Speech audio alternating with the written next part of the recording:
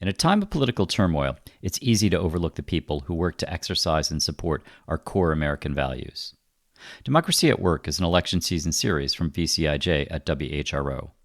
People share their stories about how they uphold the core ideals of American democracy: free and fair elections, the defense of the country, ensuring clean air and water, the right to participate in government deliberations, and exercise First Amendment rights. This weekly series brings these compelling stories to light. And we're doing a series of what I'd like to call fish fries. Get out the vote, to get those folk aware of the purpose and the importance of voting and registering to vote, of getting their rights restored. Fish brings out the best in people. It at least brings them out.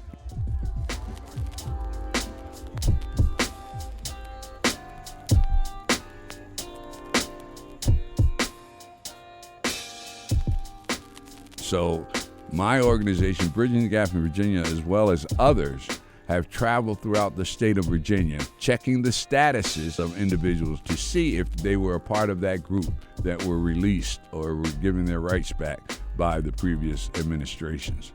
So there's still a whole lot of individuals out there that have no clue that their rights have been restored. I grew up in East Orange, New Jersey. My mother, my grandmother pretty much raised us, and it was mandatory for us to go with them when we were young to the polling place, and it was ingrained in us that when you turn 18, you will be going to the voting polls. I was ultimately incarcerated and spent 2 years in prison in this Commonwealth of Virginia. I was released in 2005.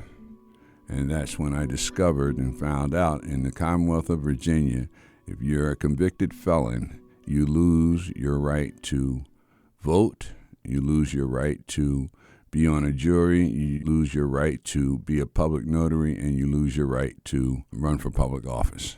So that was unheard of. I knew nothing about that. I became angry behind it, and then that's when I started advocating against it.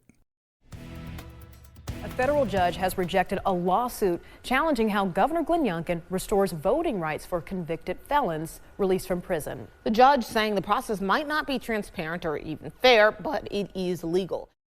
We know that the numbers are not increasing for those individuals that are being restored by this governor. That much we do know.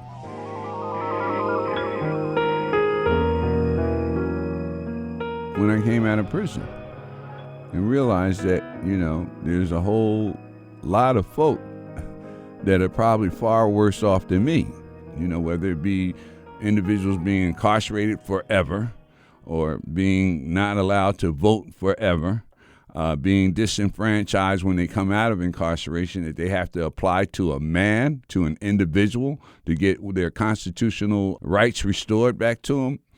Yeah, it became bigger than me. Yeah. Selfless service without looking for accolades and awards.